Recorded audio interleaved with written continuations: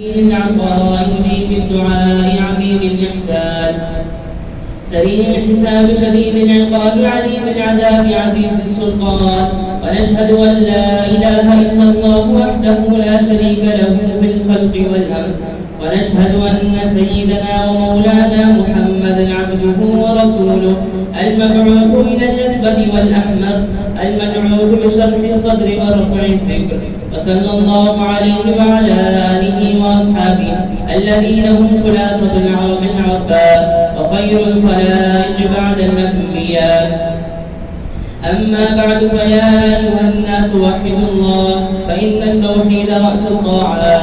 واتقوا الله فإن التقوى ملاك الحسنات. وعليكم بالسنة فإن السنة تهدي إلى الإطاعة ومن أطاع الله ورسوله فقد رشد واهتدى. وإياكم والبدعة فإن البدعة تهدي إلى المعصية ومن يعص الله ورسوله فقد ضل وغوى. وعليكم بالصدق فإن الصدق يهدي والكذب يهلك. وعليكم بالإحسان فإن الله يحب المحسنين.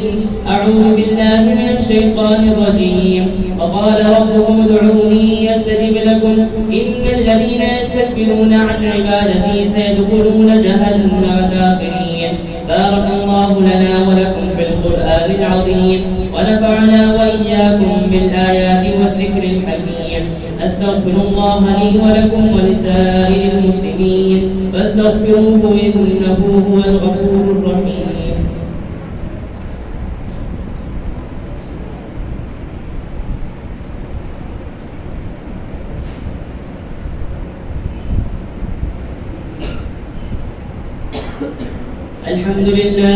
الحمد لله نستعينه ونستغفره ونعوذ بالله من شرور أنفسنا. من يهدي الله فلا مضل له ومن يضلله فلا هادي له. وأشهد أن لا إله إلا الله وحده لا شريك له. وأشهد أن محمدا عبده ورسوله أرسله بالحق بشيرا ونذيرا بين يدي الساعة. من يطع الله ورسوله فقد رشد ومن يعصيهما فإنه لا يضر إلا نفسه ولا يضر الله شيئا. أعوذ بالله من الشيطان الرجيم. إن الله وملائكته يصلون على النبي يا أيها الذين آمنوا صلوا عليه وسلموا تسليما. اللهم صل على محمد عبدك ورسولك وصل على المؤمنين والمؤمنات والمسلمين والمسلمات وبارك على محمد وأزواجه وذرياته.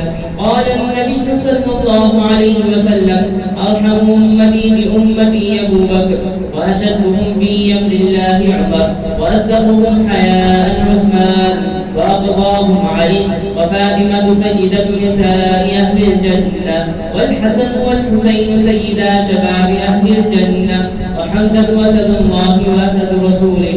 اللهم اغفر للعباس وولده مغفرة ظاهرة وباطنة لا تغادر ذنبا. الله في أصحابي لا نتخذهم فرضا من بعدي. فمن أحبهم فبحبي أحبهم ومن أبغضهم فببغضي أبغضهم. وخيرهم أمتي قرني ثم الذين يلونهم ثم الذين يلونهم. والسلطان ذل الله في الأرض من أهان سلطان الله في الأرض أهانه الله. إن الله يأمر بالعدل والإحسان وإيتاء ذي القربى وينهى عن الفحشاء والمنكر والبغي يعظكم لعلكم تذكرون. فاذكروني يذكركم واشكروا لي ولا تكفرون.